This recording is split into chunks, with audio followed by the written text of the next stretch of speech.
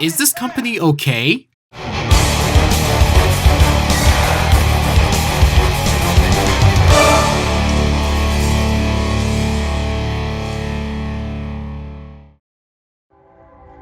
So, we all know about the Pecos, Texas train derailment that happened just under a year ago, which resulted in the lives of the crew being taken and the injuring of 3 other people. But what if I told you the trucking company basically responsible for this crash is countersuing Union Pacific? Now, I don't know about you, but this got my head turning instantly, making me question why they're doing this. Anyways, let's look at what the trucking company had to say about this. Of course, the main point here is Union Pacific is responsible for the crash. Oh my gosh. One of the things they cited is that they took no action in maintaining a crossing, since 2019 between a Union Pacific train and a trailer. That's already a hole in your argument, and I'll get to that later. Another reason is the crew did not take proper measures to slow the train down until it was 1/4 of a mile away from the crossing, even though apparently they had a clear view from over a mile away. The trucking company also claims that the crew could have survived if they went in the nose of the GEVO. Oh my god. Okay, before I go even further, I'm gonna talk about these points.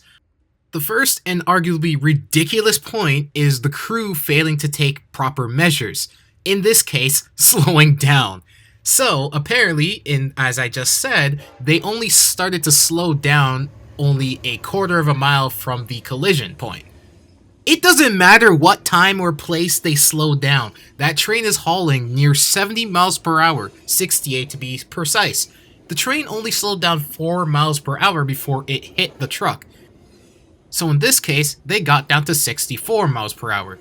It's not going to make any difference. Maybe the train wouldn't be so severely wrecked if it were to slow down some more, but it would still hit that truck even if the train were to brake at max 1.5 miles, since they're suggesting that they could see the truck more than a mile away.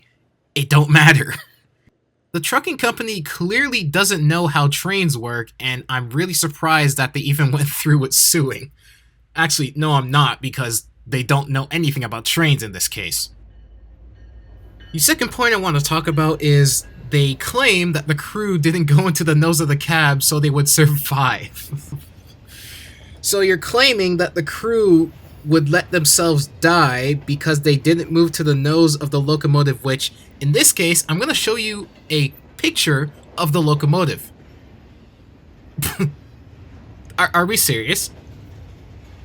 I'm not sure if they know this, but the locomotive straight up went airborne. It was off the tracks, in the air. If the crew was in the nose, they would have been jolted upwards, probably banged their head against the top of the nose or whatever, or the insides of that, and they probably would have been severely injured to the point of possibly even death. It wouldn't matter! Also, inertia? Hello? Did math class fail y'all or something? It wouldn't matter. The train is flying at 64 miles per hour at that collision. They would have been jolted forward on top of upwards and probably banged their head or something against something, and they would still probably die. Claiming that the crew let themselves die and basically saying, oh, they would have survived if they went into the nose of the cab is absolutely ludicrous and super duper stupid on this company's part. Anyway, next point. They're claiming that the crossing was not maintained since a crash in 2019. Almost 6 years ago, by the way. So if you're citing a crash from nearly 6 years ago, just over half a decade, that means you knew about the crossing and still decided to go through it. Your job, or at least like the whole concept of an oversized load, is you're supposed to scout. Full-on scout a proper route where the truck wouldn't get stuck, especially in a vital place like, I don't know, a crossing, and make sure it gets to this destination without problem like that. But clearly, something gone wrong with this company to the point where now they're countersuing an issue that is mainly their fault. Actually, what am I saying? It is their fault. Also, Look at that truck. Look at that trailer. Look what it's carrying. That is ridiculously long. So, as an oversized, probably like a double oversized load, you should ensure you know what you're doing. Because if you're countersuing, that clearly shows that you don't know exactly what you're doing in this case. And mind you, you're in the position of a motor vehicle, one on the road. You don't have priority over a train. If you end up on the tracks, it's your fault. Because trains are not cars where they swerve, do this, that, and the third. They're on rails. They have crossing gates. Now granted, not all crossings are in good shape. But also, look what you're carrying. Even the best crossings might have a little elevation to the point where you will still get stuck regardless if it's maintained or not. They also claim poor signage, but also, look what you're carrying. Basically, whatever you're carrying is canceling out the signage problem and all the things you're bringing up. As much as you're a vehicle regardless, you have oversized load for a reason. Not everything accommodates you, which is why you have to scout for a proper route and potentially even call the railroad for some accommodation. Like, this whole situation is literally funny because it's like they're countersuing because it feels like they are trying to cover up for something. Like, it's baffling how they're blaming Union Pacific, the train, and all that type of stuff, the crew, when this wouldn't happen if you didn't get stuck on the tracks. Collisions between trains and vehicles only happens if the vehicle is in the way. It's not the other way around. I'm not even done with all the points. They also claim the train had a restricted proceed signal about 1.5 miles away from the crossing. Really?